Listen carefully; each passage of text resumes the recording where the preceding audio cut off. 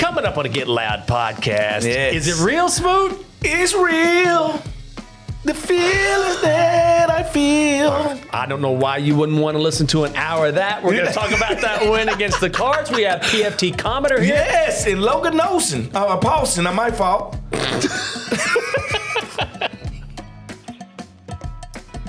How you doing, everyone? It is the Get Loud podcast presented by SeatGeek, the official ticketing partner of your Washington Commanders. Fred Smoot, Michael Jenkins. Smoot, now it's for real. Tell me it's real. That's beautiful. The feelings that we feel. It gotta be real. What I'm seeing, Jinx, That's great. has to be real. Thanks to Jodeci for that one. Has to be real what I'm seeing. That was Jodeci. Yes. At the end of the day, I can understand fans like, the first time it happened, like, we've seen great games like this every once in a while. Then it happened again. And it's like, it's on Monday night. Maybe they are serious. And then it happens again. This is who we are now. Like, this is the new reality. All right? And I think fans that called in on my radio show I had to tell them it's okay to enjoy this. It's okay to believe it's real. I've heard some people feedback saying, I don't know how I feel about this. You got to enjoy the ride. No, enjoy the ride. That's what I said. And I told them at the end of the day, enjoy this ride and understand it's just the beginning of the trip. And yes, is it starting faster than we thought it would? Yes, it is. But what I'm seeing can be replicated. What I'm seeing can be taken on the road. All right? They've shown it. All right? All I can say is this. If you believe what I believe your eyes. Believe what you're seeing. You don't have to lie to yourself and say, you know what? This reminds me of 2012. This is not 2012. No, this feels a lot different than 2012. And can you explain this to me again? Because we talked about this on the pregame radio show. Yeah. And I know it's easy to say JD5 is similar to RG3, but they're very different quarterbacks. Put it like this. They don't throw the ball the same. One is a truly natural passer. They don't even run the same. One was straight line. A straight line sprinter with no wiggle.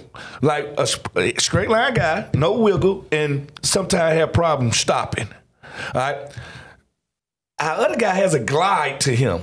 Jayden Daniels has a glide. He's more Randall Cunningham than he is RG3. I love that. Yeah, elongated throwing motion, but quick. A better runner, but I'm actually a passer. All right? Like, I can pass. I just like to weaponize my legs. All right? So, two different guys. And then when you talk about RG3, not as tall as Jayden. Jayden has a clear line of view. And he's a better passer as a first-year rookie than I think Robert ever was in his career. Like, he's a natural passer. Like, that's what he does is throw the ball. So, two different guys, two different things. I just think they think about that because number 2 pick, Heisman Trophy winner, they got a template that's the same. Yes, but if you look deeper, you go to the weeds, you find there's a lot of differences there. Yeah. And from a leadership standpoint. Yeah, totally different. Totally different, and Jayden draws people to him. You can just see, they want to be around him, and that's who you want as your quarterback. That's a us guy, a we guy, not a me guy. It's different. And quarterbacks are like that sometimes. Quarterbacks been put on the pedestal since they was in 3rd grade. Yep. Come on, we all been in elementary, and they were like, yeah, that's the quarterback right there. And he's like the good-looking guy, and he's taller than everybody. And he's like, the coach gonna put the ball in his hand. It's just it's forever happening. But when you get one guy that comes in and say, man, we're gonna go through this together. I like what the coaching staff did from the time they got him here. They were like, no, this is a us thing. All right, you're a part of the puzzle. And we're going to make sure we isolate you. We make sure we protect you. We're going to make sure we do all that. But we're going to do this together. And I think you can see it coming out of the teammates' pores. Like how they respond to him. Tells me everything. And I loved how he responded after that first interception. Yeah. First pickoff of the year. It was the right call. Yeah. Not a great pass, but you could tell he's just so unflappable where He knew it was the right call. It didn't bother him, and he just put it behind him immediately. And that's another sign of a mature quarterback. You got to let it go because those things are going to happen. You know what? I was so glad we finally had this imperfect game flow where mistakes was made. We had our first offensive turnover. You knew it was going to happen. You don't want that halo hanging over your head like, oh, we're perfect. You don't want that. You want to see them respond to adversity. So happy we saw that Tress Way finally got the punt. They don't, so that means the offense not going up and down the field. So bounce back from mistakes. This was more a very realistic football game than the last two. Yes. All right, because now you have to fight your way back. You have to replace a running back in Eckler that was hurt, next man up mentality. You have to go on the road to the West Coast. So many variables. But at the end of the day, I felt like I learned more about this team, this game, than I did the last other two. And offensively, brother, this team is a wagon because they can beat you in so many different ways. Not only do you have JD5, B-Rob was great on the ground. Another 100-yard game. Yeah, Austin Eckler didn't even play. Cliff was in his bag, calling a great game. And then JD5 was spreading the ball around. When this offense gets going, how do you defend it? I don't know, because think about this. The fun thing about B-Rob is he scored all of his touchdowns on the road.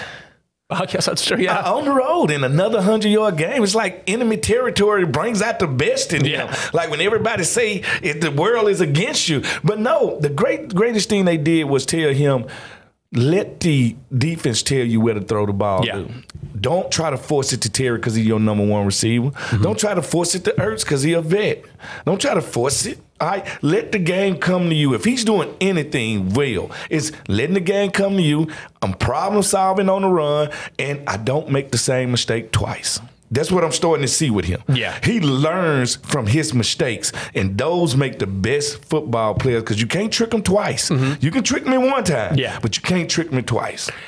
We're going to talk about Cliff Kingsbury. Yeah, why not? This meant a lot to him. I'm sure you've seen the video. If you haven't seen it, check it out, of him in the locker room after the game. Dan Quinn, DQ gives him a game ball, and it's a really awesome scene to see. But this is a guy who has such a great chemistry with Jayden. It feels like they get each other, and we've seen Cliff slowly sort of build out the playbook as he's trusted Jayden even more, and vice versa. They really, whatever it is that they have between them, they get each other. It's called synergy. All right, check this out. We get this pot right here, and I put all this in this pot. All right, Cliff Kingsbury was the head coach of the Arizona Cardinals, while JD was the quarterback for the Arizona State Devils. So he got to turn on his TV and watch him all the time. And I wonder if it just crossed his mind, woo, I would love to coach this guy one day. All right, turning the page. Now you also got this guy that then coached Pat Mahomes, Baker Mayfield, so many different pro quarterbacks. And now he got one with the best of both worlds, one with an arm like Patrick and legs like Kyler.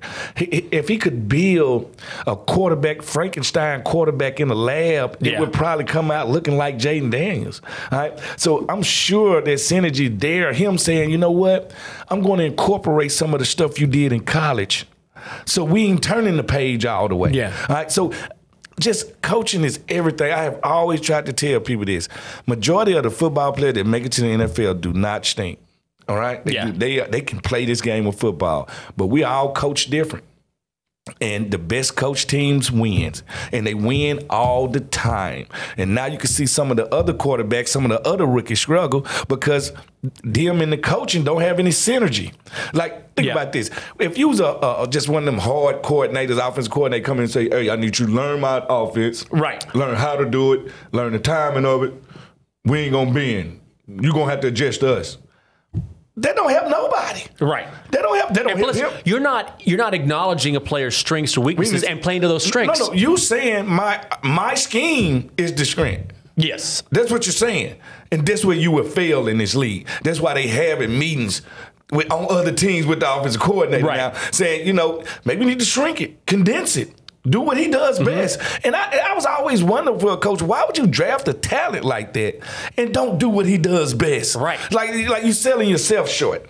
I totally agree with that. Coming up later on the pod, PFT Commoner's going to be in here from the Pardon My Take podcast. And also Logan will join us, Logan Paulsen, later on this show, and we're going to ask him about his nose. He's going to tell us everything he knows about his nose. Oh, that's good. Double entendre right there. That's good. Yeah. Can we ask, or can we send a shout out to Jeremy McNichols? Yes, we can. Now, you talk about a guy that the coaches believed in. Yeah. He's bounced around this league for a long time, but I loved seeing him have a day on Sunday. Penny, dime, nickels. All right? Hey, that's what you call next man up. I've been waiting for this chance 3-4 years. Yeah. All right? You give me this, and go out there and say, not can you replace Eckler, can you give us something similar to what he can give us? And I think he went out there and he did that. And I love the next man up mentality of this team. They saying we got 53 guys on this roster, and I'm not afraid to play any of the 53. Yep. I've been on rosters where our coach did not want to play certain guys. Well, why are they on our roster? Like, that's what the question I want to know. Yeah. If you're afraid to play them, that means they can't help you keep your own job. Why are they on the team? And can I also say, this is when it matters that you have management, you have ownership that says, we're going to do what it takes. We're going to do the extra things to win, because this team could have come back to D.C., gone all the way back west, and instead they said, no, we'll spend the extra money. Keep trucking. You guys keep going. It'll make it easier on you. And things like that make a huge difference. Yeah, yes, it is, because now I get acclimated to the weather, the heat, the elevation, whatever I need to get acclimated to. Think about it. Ain't no travel this week. We've already traveled. Right. Ain't no travel this week, so we're good. We understand, and it makes it all business, no play. These guys could have easily came back after their Monday night game, came home, walking through Wickman's at the grocery store, everybody cheering them on, patting their back. They went right back to work. So it's a worker's mentality. And when they played the game, worker mentality. And I give them this. We were more physical than the Cardinals on offense, defense, and special teams. You're going to win every game if you do that. Yeah, the Cardinals quit at the end. They were done. Physically. Took their wheel. They were done. That's what you do when you impose your will on another team. And that's why I give all the props to the O-line. Like, I gave the O-line props. And the D-line beat up their O-line. Right. So trench warfare is where games are won. Jinx, I would love to tell you 11 Fred Smoots can go out there and win that game. They can't. It's about the big boys, man. It's about that bacon, man. We don't do breakfast without bacon. No, you got to have Not in the South. No, not in the South. Not in the South. Let's pay those bills. We'll talk about the defense. Why not? The Get Loud podcast is brought to you by Bet365, the official sporting betting partner of the Washington Commanders. Bet on a range of NFL markets with the Bet365 app. Craft your own personalized bet slip with parlays. Access thousands of games with live streaming. Place your bet before the match or during the game. It's up to you. Download the Bet365 app today and join 80 million members worldwide. Age 21 plus. Only must be physically located in Virginia. Gambling problem? Call or text 1-800-GAMBLER. MWAA. You like how I jumped into that, didn't you? I did. We don't travel to escape life. We travel so life don't escape us. We could dream of anywhere in the world, and in the blink of an eye, we're there. That's the wonder of flight. All you have to do is decide where to. Dulles International Airport. Let your imagination soar. Book your adventure today at flydulles.com/nonstop poetry in motion. That's beautiful. I know it, gospel. Between that and your singing at the beginning, Hey, listen, I'm getting emotional. No, it's gospel. Everybody all the Washington fans right now are getting emotional. Right now, we are in what I call a sports equinox. Okay. All right? All right. Think about it. We have a young, hungry football team, high draft pick, living up to it. In baseball, the Nats, James Wood is everything you think he is and more. Yep. He ain't the only draft pick we got on that team. All right? Young, youthful, just like the football team. And here come the Wizards. All right. Which is the shaky one out of all of them, because we don't know what Sorry is. We don't know what Sorry is yet. Okay. But we know we got some young talent on that team.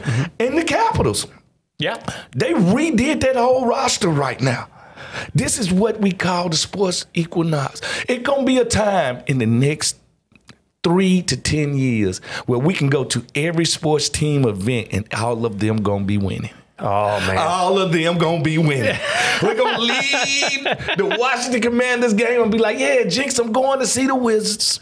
From one winner to another. One winner. That's what I want to see. Like, it ain't going to be nothing like walking around town and holding your head up high and poking your chest out, no matter what the sports is. No matter what the sports is. We are in a glory spot right now. People just need to remember that. We are in a spot right now. If you're a Washington fan base guy, you should be loving this right now. Well, until that happens with the Wizards, we are at the beginning of something special. It certainly feels that way with the Commanders. So what about the defense? I was impressed with there's still some work to do, but I really thought the defensive line stepped up. Dorrance Armstrong? Yeah, Dorrance Armstrong. Unbelievable yesterday. And they were finally getting to the quarterback and bringing him down. I would say they've been getting to a quarterback. They just haven't been completing the mission. And what Armstrong did yesterday is said, hey, I got the wink link.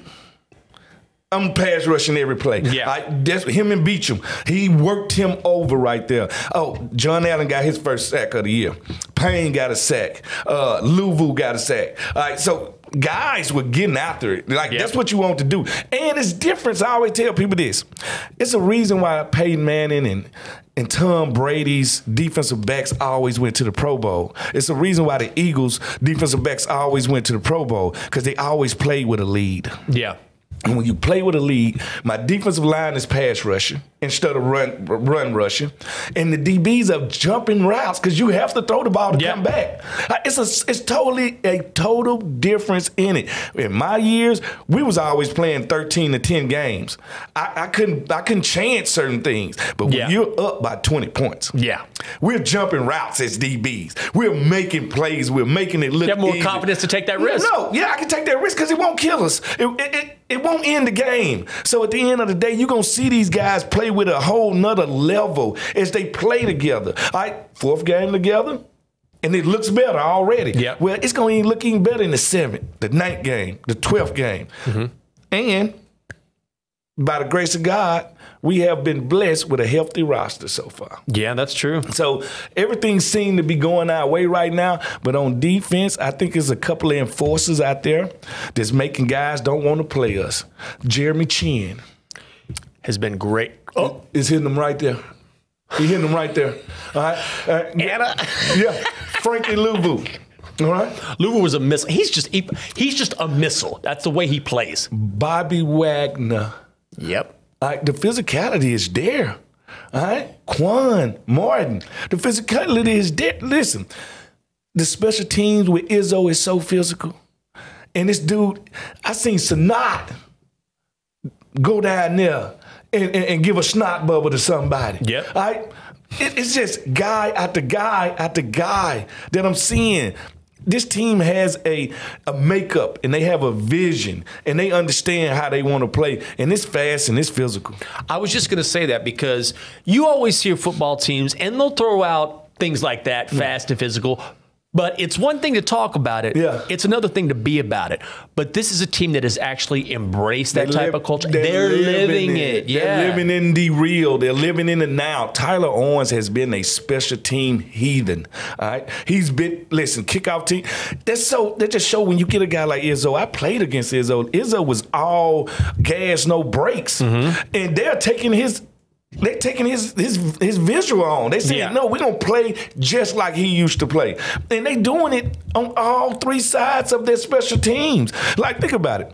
We probably got the #1 kickoff return team in the league. And don't forget, we had one call back. That's true. All right. We probably got the #1 kickoff team right now. Yeah. All right. So our punter has punted one time in 3 weeks. Our kicker has yet to miss a field goal. Finally, we don't have to worry about kicker anymore. Thank God. Man, think about these things, people, because everybody want to know if this is real. I'm giving you the reasons why this is real. This is real. This travels is real.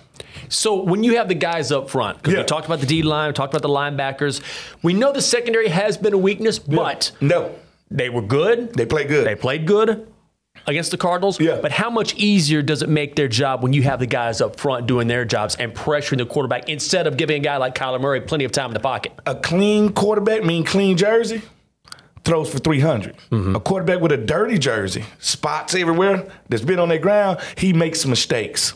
All right, and that starts with the defensive line. And now they're playing connected. What I saw from the defensive backfield that really gave me hope, the way they was communicating in Arizona. So much better. I could tell, I was like, okay, they finna make some plays today because they're making their jobs easier. Like usually early in the season, guys was picking them because they know we were gonna play man-to-man. Well, now they're in and out net. That means you stay on the outside, I'm staying inside. We're not going to be running across each other's face. The game is slowing down for them right now. And since they just started playing together, they're just starting to troubleshoot with each other right now. Situational football. That's all football is. What you going to do on third down? On offense, we're dominant on third down. Yep. On defense, we wasn't.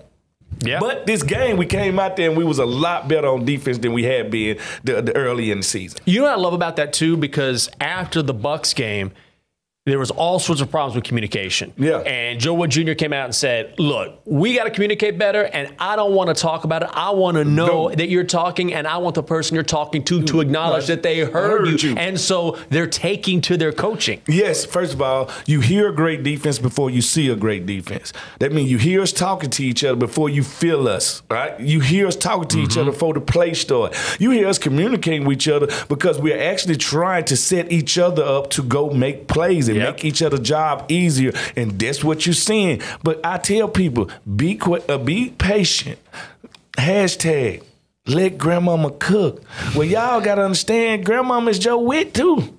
Give him some chance to incorporate what he wants to do, and they can give him some time to learn how he want it done. Now it's time to take that, move it forward against the Browns. And coming up, you're going to talk with PFT commenter. Yes, I am. And really just lean into all the excitement we're feeling here in D.C. I know he's just over the moon right now. Yes. Yeah. Welcome to Get Loud. I'm with my guy, PFT commenter, and I cannot wait to see how he feels about what's going on with the Commanders right now. Because we talked before the season, and both of us was like, we optimistic. We feel like it's a new start. We got to be kind of patient. Tell me where you at right now, brother. I can't remember the last time I was this happy as a football fan. I really can't. Like, it feels weird. In a very good way.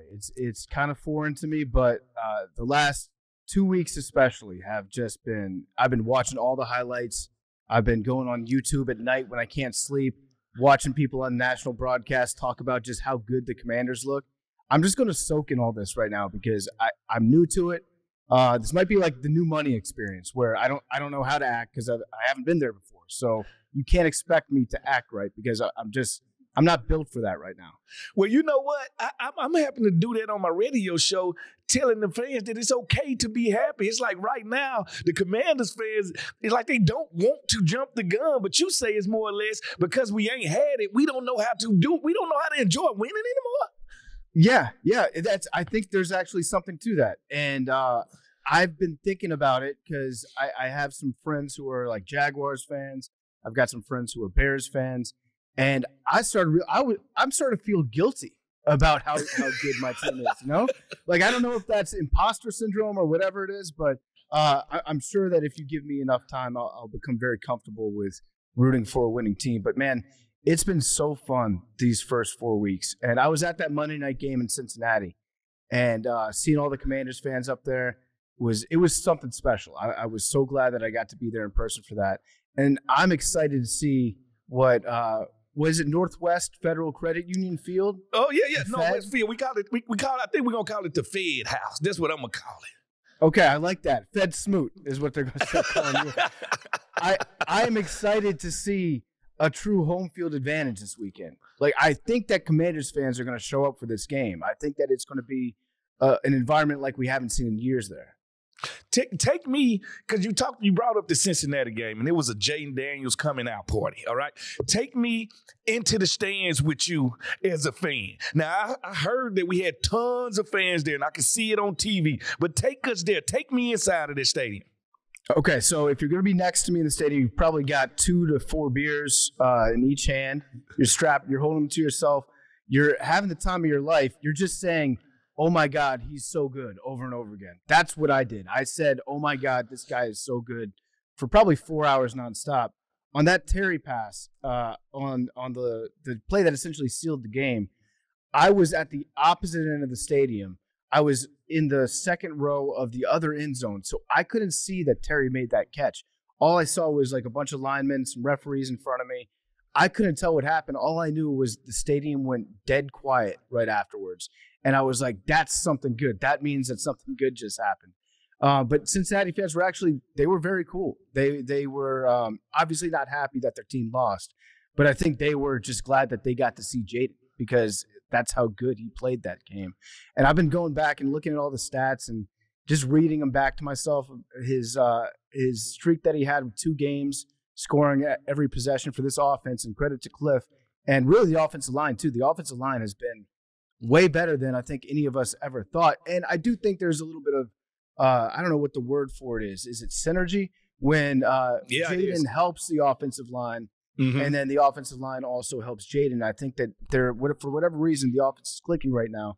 And that has been a real bright spot for me as a fan. But, man, I saw that stat about 2 games in a row, scoring on every possession, and Tom Brady, Patrick Mahomes, Drew Brees, and Peyton Manning have combined to do that twice in their career.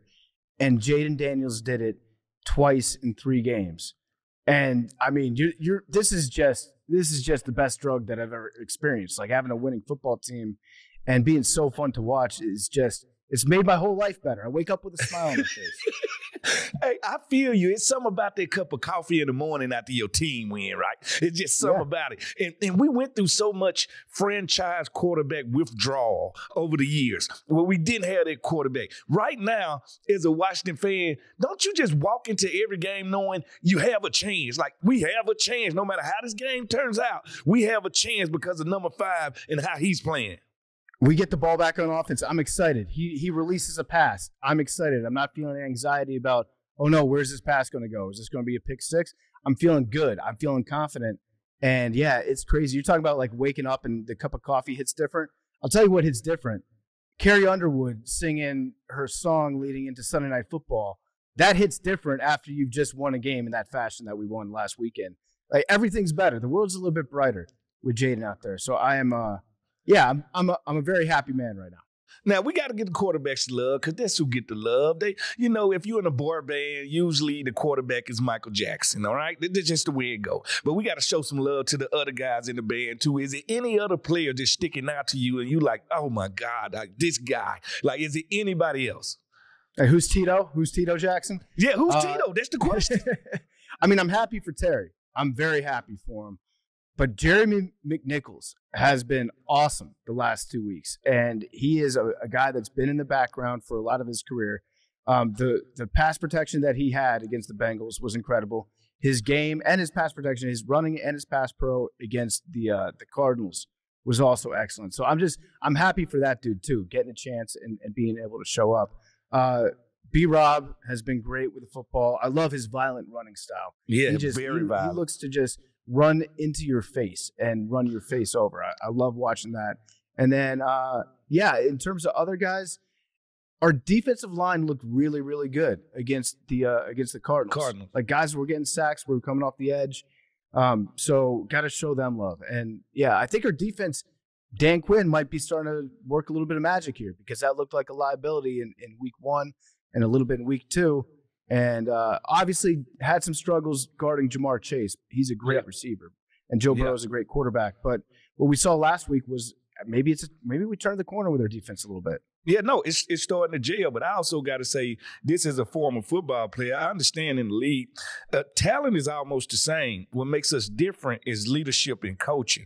And I gotta say with Dan Quinn, I think he's been awesome. He's changed his environment. Cliff Kingsbury has been in his bag when it's come to calling these plays. So I think as much as we want to give Jayden all the love, Cliff Kingsbury did this for Kyler Murray as a rookie also. All right, so maybe we have to show Cliff some love in his play calling. Yeah, Cliff has been outstanding. Whatever he's doing, don't touch anything. Just keep this going. You can call us a college offense all you want. I'll take that. If we're scoring like 70 points like JMU. They're a college offense. I like 70 points on the board. Like I think whatever's been going on has been working. Now I have started to think, and this is like the luxury that you have when you have a good offense. Is there going to be a team that's going to try to hire your offensive coordinator as a head coach next season? We can't worry about that. No. We can't worry about that. We can't worry about it yet. I just hope that doesn't happen. But whatever's going on right now, let's just not touch anything and let's keep it going. I think Coach Kingsbury is enjoying getting back to the basics. As a head coach, he had to kind of watch over all 53 guys and run the whole organization. But right now, he's getting the focus only on offensive play calling, and I think that's where he's in his bag. It's too many times that we get these coaches, and then they get elevated, and then they lose a little of their luster, and we forget that when you're a coordinator, all you focus on is 25, 30 guys. All right? But when you're a head coach, it's 53 guys. Yeah. It's a different job. And some guys are built to be great coordinators, and for whatever reason, being a head coach doesn't always click with them. Like I'm thinking about Brian Flores up in Minnesota. Great coordinator, outstanding coordinator. Didn't really work out for him as a head coach. Cliff might be that guy. I don't know. I don't know too much about him. All I know is whatever he did when he took the one-way trip to Thailand, it flipped him. And so let that be a lesson. Fred, have you ever been to Thailand? I haven't been to Thailand, but now I'm finna go buy a ticket since you said that. Maybe my fortunes will go up too. Yeah, that'd be a fun trip. One-way ticket is a wild move, by the way. Buying a one-way ticket to a foreign country. And he said he was thinking about getting out of coaching on that trip, and I'm glad that he didn't. Oh, most definitely. Sometimes you have to go find yourself. He's not the first person that I've heard say, I got to go find myself. I need to go clear my head. And Thailand seems like a great place to clear your head. Brother, thank you for coming on. Thank you for always being there. And we're going to talk more in this season now. We're going to keep going. If we go through a bad patch, I'm still going to call you up. If it's still on the good foot, I'm still going to call you up. Give me your guess. Just tell me what you think is going to happen this weekend against the Cleveland Browns. Okay, I think it's going to – I don't know if you can cuss on this show, so I have to censor myself. Yes, you can. Okay, we're going to kick their teeth in. It's going to be awesome. And if you talk about two different trajectories of teams right now in terms of where their fan base is, where their mentality is at, I feel like it's about to be some destruction, and it's going to be fun to watch. So I'm looking forward to that. I feel a little bit bad for Tress Way. He's my boy. I've been supporting Tress Way over the years, thick and thin. He's been a bright spot for us. I got a Tress Way jersey. Credit to Tress for giving his number up to Jayden. That's a leadership move right there. That's a great strategy, by the way. If you're a kicker, if you're a punter, and your team's not very good, just get the number of the quarterback that you think you're going to draft, and then he'll pay you some money once he gets there, and you can flip that number right over. I feel bad for not seeing Tress Way out on the field that much, but I guess he's deserved some time off. No, that's the gift that Jayden promised him. He gave him his jersey, and Jayden said, you would never have to punt again. So there it go. That's the way this thing is right now. Yeah, I love it. And I've been thinking all the craziest thoughts in my head about how good this team can be. Right now, I think it's realistic to say we're the best team in the NFC East. I don't think that's even that No, that ain't hard to say. Off. No, that's true. As of today, that's true. Yep. Look at the numbers. And I think that if our defense can even play, if we can kind of hold steady at being like a 16th ranked defense in the NFL, I think we can win some playoff games. Ooh, don't get ahead of yourself. It's a long way away. I'm getting ahead of myself. PFT, we're going to take this 1 week at a time, brother. 1 week at a time. I'll leave that up to the coaches. I'm thinking so far in the future. I'm thinking about how happy I'm going to be in 10 years right now, Fred. Well, thank you for coming on the Get Loud podcast, man. This is my guest right here, PFT commenter. Can't wait to talk to you again, brother. Good to see you, Fred. Time to pay some bills, and we're talking about SeatGeek. Commanders fans, the 2024 football season is here, and SeatGeek is here to help you experience all of the action. They make it easy for you to find tickets so you can be a part of all the touchdown celebrations this season.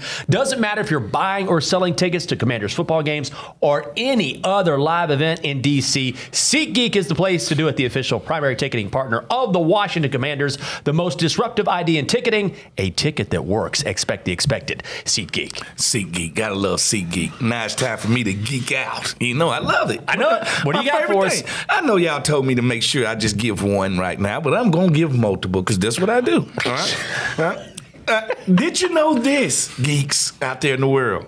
Chipmunks and other rodents have a fast reaction time because they process light faster than humans. That's a good fact. Good one. They see the world. They see the world in slow motion.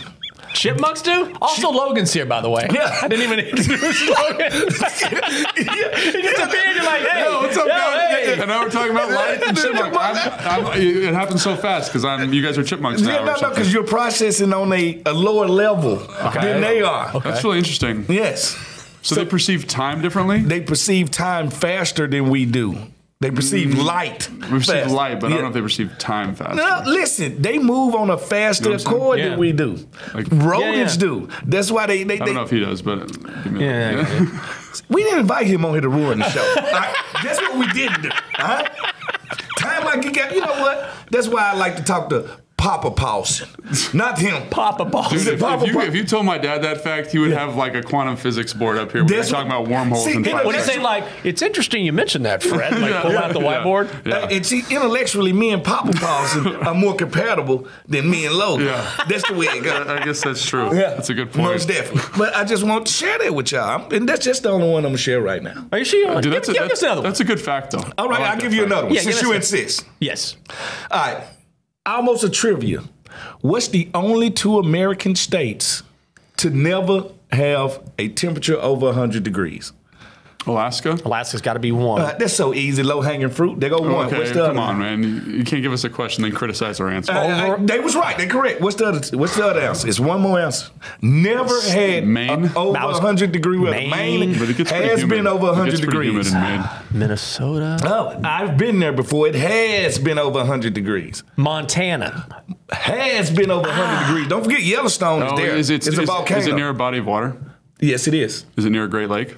No, it's not. It's near a great body of water.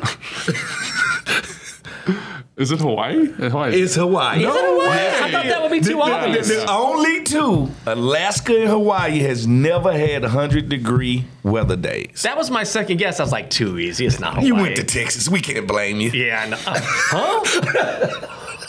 It's fighting words right there. Am I going to get that steak dinner?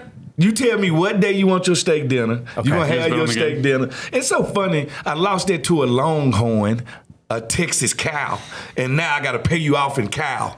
Ironic. It's so ironic. You tell me the date. Okay. I can tell you what steaks are off limits. Okay. What? Won't be nowhere good. I'm going to get, no. I'm going to get like hanger steak. He's going to go to Costco, buy But his steak. it's on me. DC Pride. I got you. You're a good man. I'll pay off my debts. Okay, now it is time. I'm giving Anna some time to get her voicemails ready. She's ready to go. Producer I'm Anna. ready. Hi, Anna. Hello. How are you? I'm doing great. How are you guys? Anna was a little stressed before we started, but she's don't worry fine about now. She's fine now. I'm just grateful. We got the show up and running. We got Kayla back in the control room. The crew's back together. I'm so Kayla. grateful. Yes. I'm grateful we got a studio. So I'm going to queue up our first voicemail, and I think I'll explain why I'm queuing it up after. Let's hear it. Hold on. Fellas, I know I'm late to the party, but Fred, I'm hoping you can get some inside information. After Jayden missed that first throw, that overthrow to Terry, it looks like, I don't know if there was a timeout, but they went over to the sideline, and Jayden immediately found Terry and whispered something in Terry's ear. The camera cut away to go to commercial watching on TV, but it looked like Jayden started to mouth, I'm not missing that again, or something like that. Can you find out what Jayden said to Terry when he came over and whispered in his ear? Because at that moment, I thought he went over and said, I'm not missing that again. Stick with me. I got you. That was the moment I realized that Jayden was that dude. Knew he had all the skills, saw the passing, could see the improvement between weeks. But when I saw him walk over to Terry with that and say something to him, recognizing Terry's the vet, knowing that Terry's been here for so long, knowing that they've been struggling to get it going, like just the moment and recognizing all of that as a rookie being a leader, that's when I knew. And I want to know what he said. I need you to figure that out for me. So this call was after the Bengals game. This was after the Bengals game. And I think This was after the I Bengals. know. I figured this it out. question was more of a let's talk when the communication when you're off the field. Yeah. Like, what are those discussions like between quarterback, wide receiver? Logan's here. He played on the offense. Also, did you ever have those discussions? If you can figure out exactly All right. what was said. I'm gonna have to do some locker room investigation. Okay. All right. I no way you had to find get out my this, Matlock on. I can talk to Terry and figure it out what it is. But now I want us to guess what he said. What do you think it was? Was it the 3 magic words? I love you. What do you think he whispered? I mean, in his I ear? think being serious, it's probably just Jayden being accountable and saying something like, "That's on me. We're gonna get this. Like, I got you. Like we'll be back." Just kind of like saying, like, "My bad. We're gonna get you the football. That's it." No, I think he probably said we coming back to that. Okay. So? I think because if I overthrew it, Yeah. I know their coverages are not ready for it. I just missed it the first time. Yeah. So I think he just told him, we coming back to that. I don't know when, but we coming back to that. What you think, Logan? Yeah, I have no idea what he said. I mean, I think like when you miss a throw, anytime you get communication with the quarterback is extremely important. I think, when you look at the interception from last game, they came off the sideline, they had a little powwow, and they talked about how, he wants Terry to run a little bit differently, and Terry said he could have bent it more. And those are the types of communications that I think help an offense develop and come together, because it's like you have to see the coverage the same way. And so even on the one that they missed, right? Yeah. Like Terry could, because of the coverage, he could have taken that high, he could have taken it flat, and they just were on the same page. And so that comes with reps, that comes with opportunity, that comes with the communication. So I think Jayden being aware of that, going to Terry, trusting Terry is an important part, but I'm sure he does that with every receiver in the offense. Because when you talk to really elite quarterbacks, like when I was with Matt Ryan in Atlanta, for example, he knew how everybody ran a comeback. So there's 6 receivers, they all run a little bit different. He knew he had to throw a different ball for each one. And that's what makes those guys, those top end guys, extremely special. So I don't know what he said. I'm sure it was something like Jenk said, like, we'll come back to it, let's get on the same page. We'll crack the code. Get more familiar. Maybe it was non-football related. What about Subway new sandwich? It could have been anything. All right, are we ready for our next question? Yep. This show is wild, by the way. It's called Get Loud, not Get Quiet. I got it. Hey, Smoot. They were leave one for you. He said, "Hey, Jenks." Oh, okay. Smoot, I know you're a scholar at what you do, and you good at what you do, and you're great at what you do and have done. And I want you to do some research for me. I know it's early, but that is a possibility. Have we ever had a Rookie of the Year, also a MVP in the NFL? Has there ever been a Rookie of the Year and MVP at the same time in the NFL? You're a scholar, Smoot. I know you got that answer. You are right. You are correct. You know what I love? Gentleman and a scholar. When you could Google this, it's like, nah. So I'm gonna call Smooth. I Googled it. Anna, what you got? I Googled it. I'll be curious to know if you guys the can scholar. guess. Nobody, I think, has In the modern era? been a rookie I was gonna say. MVP, but RG3 was rookie. Is this for the Rookie of Commanders the Year? specifically? No, it would not have meant for. Right. I think he got last offensive rookie of the year, right? RG3, right? Yes. Yes. I don't think we've ever had a MVP of the league, but we had one MVP of the league, Mark Mosley, the kicker. Yeah, that's right. Mark Mosley, the kicker. In the RG3. strike year, right? Huh? Was that in the strike year? Yeah, he won MVP kicking. So they go our MVP, they go our last offensive player of the year. Rookie of the year, RG3, Mark Mosley. This is just for the league, though, right? Yeah. Yeah. But for the league, has there ever been in the modern I'm era? gonna say pre-World War II. There's probably somebody like graduated from Army, played college football someplace, and was the greatest running back of all time. That's a good call. Yeah. Yeah, probably Jim Brown. That's correct. It's Jim Brown. Oh! No way. No Whoa! way. The scholar. He said it. You heard him call me a scholar. He been knew it. It's just crazy how misguided that answer is by that fan to call you a scholar. But then I proved him right. You did. I proved him right easily. My first guess, and it was Instead the right of one. Chat I'm honestly GPT, man, I'm just amazed. going to text you. I told you, man. Jim good Brown, call. huh? That's Wow. I'm incredible. a savant. What year was that, Anna? Do you have it? 1957. Yep. Wow. Not pre-World War II. No. Still. I'm honestly kind of shocked you got that. Every So that's- time Fred surprises me Did you- with You his should wealth stop of being knowledge.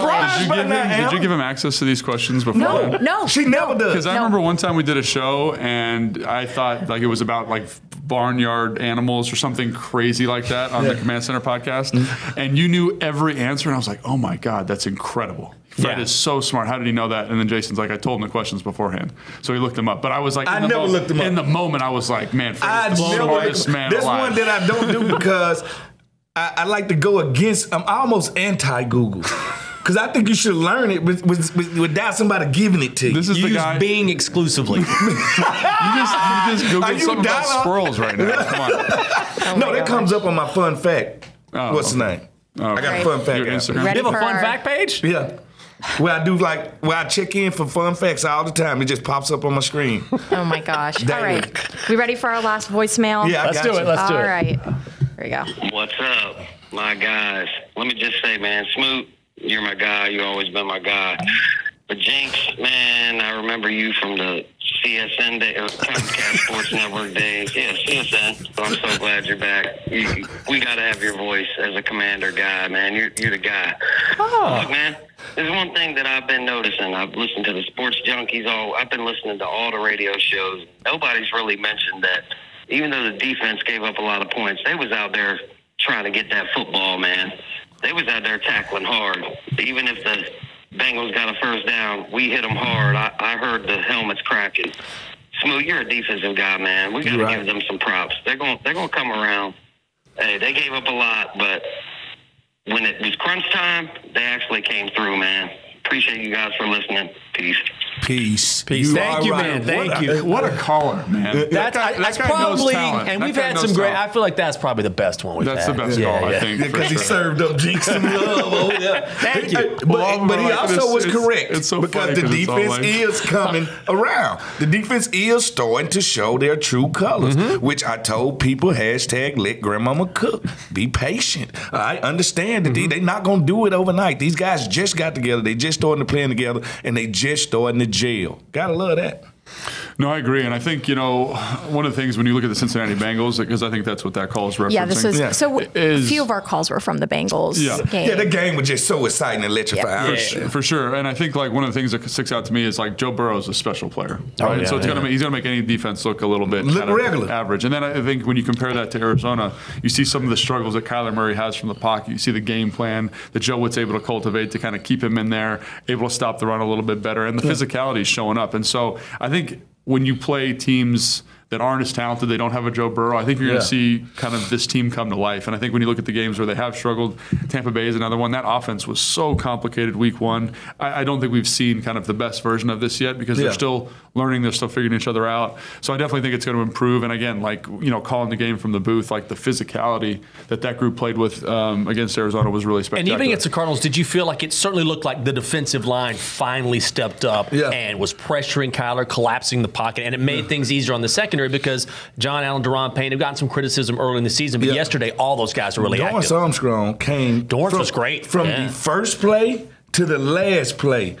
Gave that tackle hell. All right? Hell yeah, he did the whole game. And my unsung hero of the defense, because of his physicality, and it started in the Cincinnati game, is Jeremy Chin. He played really well. Jeremy Chin. Every time I look up, when I'm hearing these helmets cracking, number 11 is around that ball. So he's the unsung hero for me that nobody's really talking about. Yeah, I feel like he's really finding his legs a little bit in terms of how he's fitting in the defense and his flexibility, his versatility. I mean, he makes a tackle on special teams, which was extremely physical. He makes a great coverage play.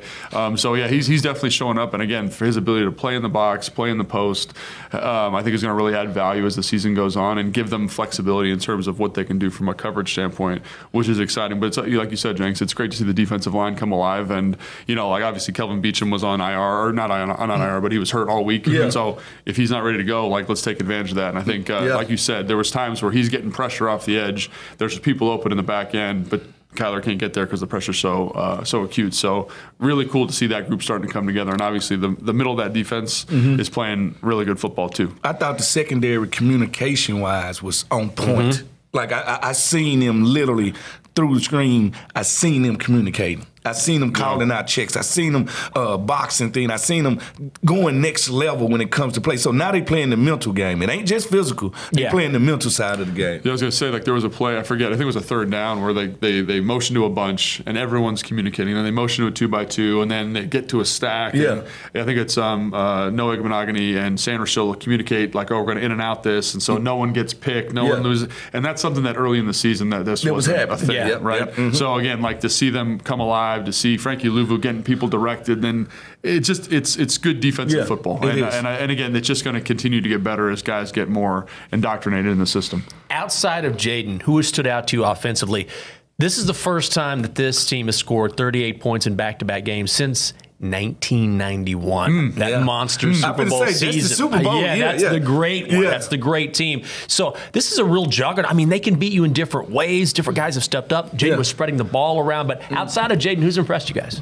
I mean, for me, it's Cliff Kingsbury, and I know that's maybe like no, you're right. But I think the way he's called games has just been really awesome. Like the way he uses quick game, the way he uses multiple personnel, the way he uses different formations, the way he gives Jayden easy answers. And again, like Jayden, like I went back and watched all the dropbacks from the last 2 games this morning before I came in, and he's making you right. Like he's doing a lot of really high level stuff. He's knowing when to scramble. His release, the quickness that the ball gets out of his hand on the quick game stuff specifically is really special. But Cliff has just done such a nice job of calling the game. Like you can tell insulating him. He's in his bag a little bit. Like just the rhythm of it. I know when I can get to this heavy 22 personnel run. I know when I can get to this keeper. I know when I can take this shot, and the protection's going to line up, and everything seems to be locked in. So I think he deserves a lot of credit.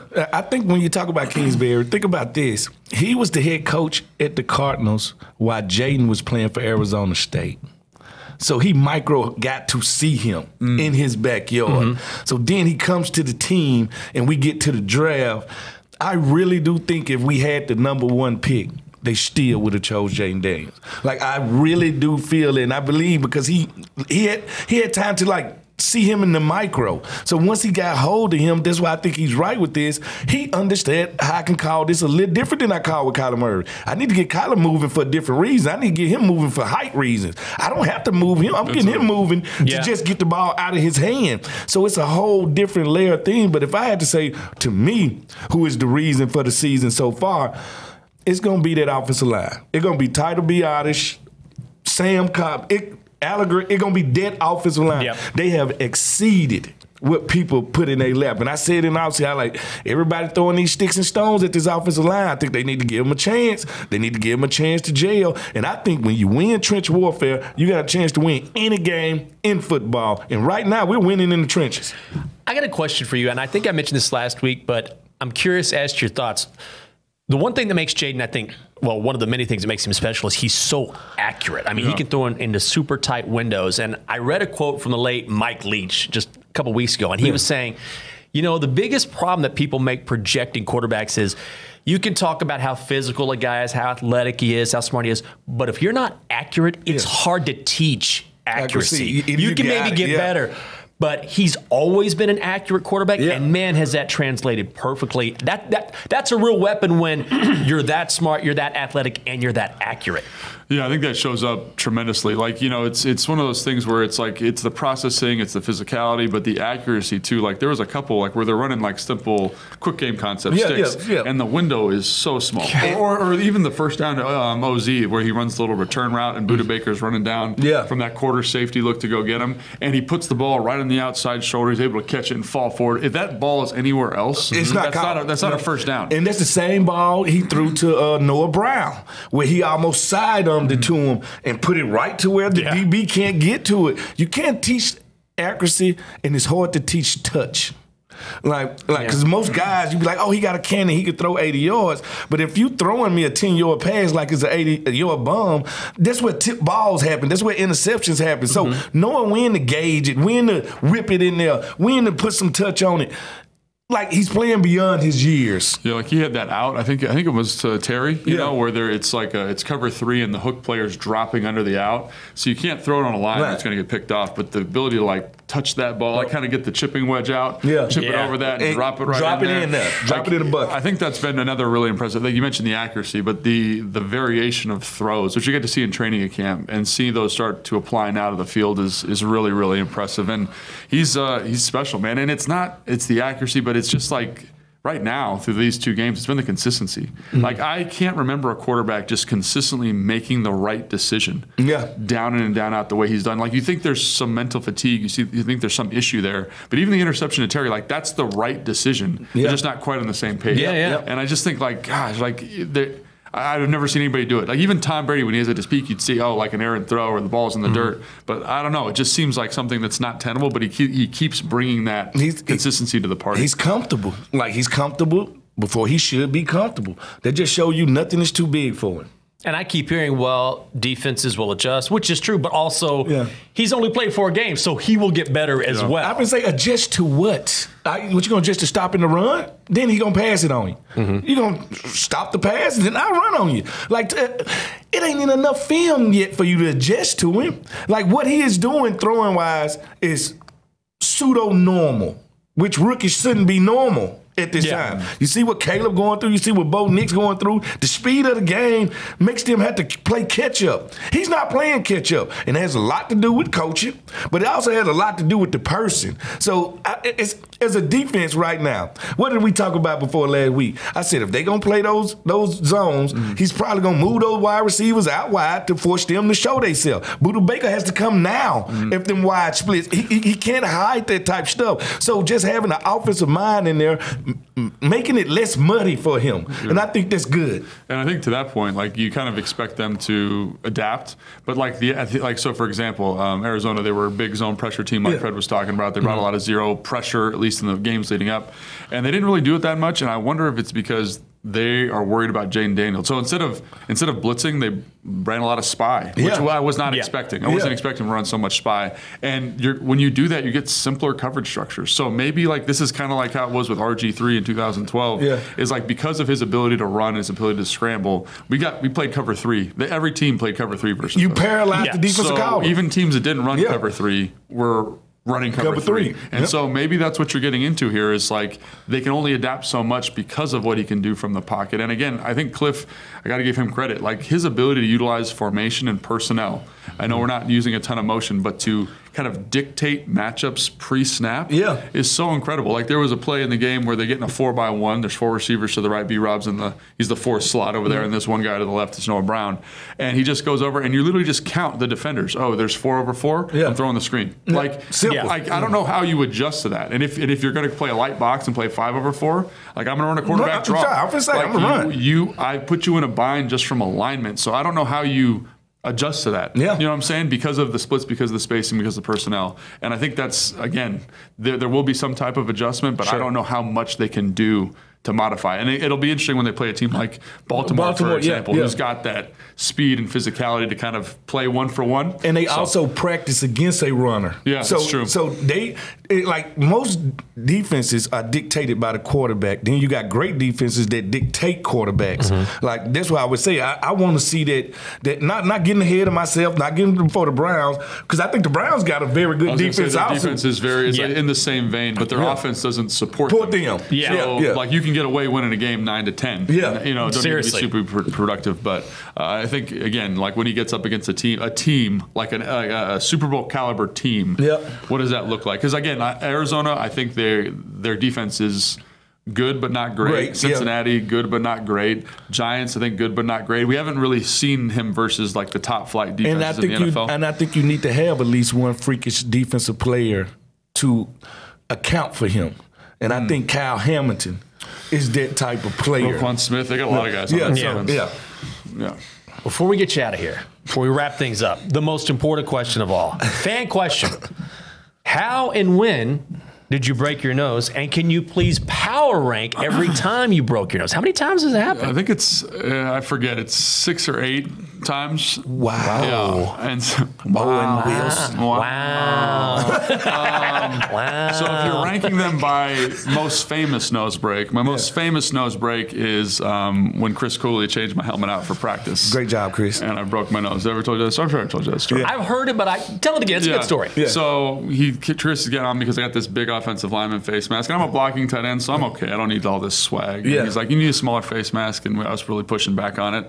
And so one day I come back from special teams and he's like, new face mask. And it's like a 2-bar kind of like punter helmet. And I was like, ooh. And it was too late to change it. And I couldn't change it back for practice. And so I'm like playing fullback in practice and I go against Andre Carter. And all of a sudden, bow. And I kind of open my eyes up and there's blood all inside my face mask, and I was like, it doesn't seem good. So I go over to the trainer and I was like, hey man, like I got some blood in here. Is my face? I got cut on my face, and he just goes, I think your nose is broken. We'll bring you inside. Yeah. And so I was like, finished practice, come inside, and they're like, oh, hey, yeah, you broke your nose, took an x-ray, broke your nose. Don't worry about it. We don't do surgery for that kind of thing. It'll heal on its own. Yeah. Don't worry about it. And then I literally walk out of the doctor's office. I look up at the screen, and they say, Ben Roethlisberger broke his nose. They're doing surgery this afternoon. Yeah. And the most painful one I did was I was playing tag with my brother when I was probably 12 or 13, and I was up on one of those big trash cans with wheels on it. Yeah. And I tried to jump off of it, and it slipped out from under me. Oh, and man. I did a straight face plant into the ground, like cut my whole face up, broke my nose, the whole thing. That was the most painful one. You was a terrible child. Dude, I wasn't terrible. I mean, and then walk inside.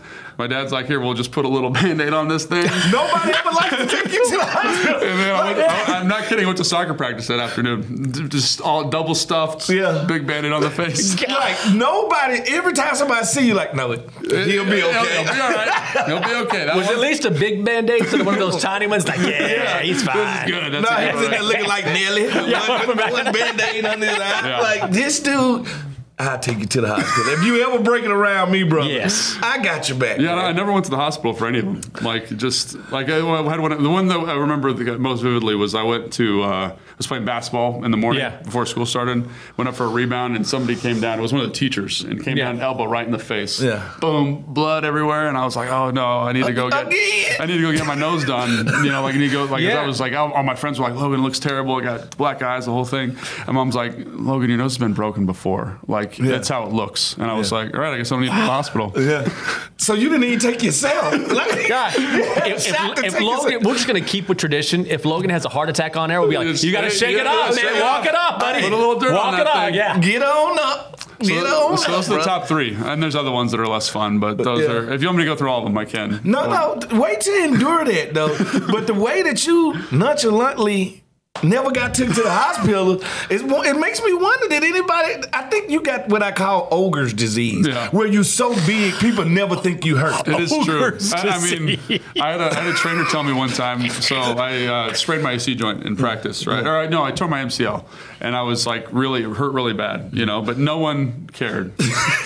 No one cared. So like, I didn't miss a day of practice, didn't miss a workout. You was not supposed to be doing it. And then the trainer goes like, Logan, did you ever take a day off? And I was like, no one told me I could. It's like, you probably could have. Yeah. And then that was it. Like, they just are like, nobody cares. No, you can't now. No, they you probably could have. Logan broke his nose. No, don't worry about it. He'll be out there. Right. You know, reminds me of years ago, I had back issues. I had I still have it, like a herniated disc in my back. And I went to the doctor, and he's an older guy about to retire. And he goes, yeah, Michael, I think you got to fuse your spine. Now, I call it a life ender. Half the time it works, half the time it doesn't. Now, if it does, great. If it doesn't, I mean, it can't eat, can't work, can't sit. It's awful. I was like, then the answer is no. Like, the answer is no. Yeah, fun story. Yeah, great, Doc. I'm out of here.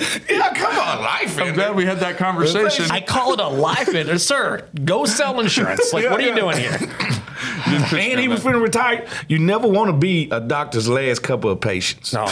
That's like getting a good call. They're just like getting a car made on Friday. I was gonna say a mechanic or something. Yeah, it's not what you want. On the way out, by the way, you're my last client. She's just ripping. No, I'm not. Fred, you've got hepatitis. I've got some Robitussin for you. Like, that's not gonna work. I'm not gonna put much effort into these last couple of surgeries. Just ripping a cigarette with it. Yeah, just don't care. I got an appointment coming out. Thanks for coming in, though. 40 years of this? No, listen, man, it's hard, man. I hate you got treated like that, brother. Yeah. Right. Glad you're here. Glad we're here. We're getting a wrap from Anna. Kind of get off the rails a little bit. It's the Get Loud Podcast. Smoot, Logan, Jakes. Next week, hopefully, another victory. Now I'm Logan.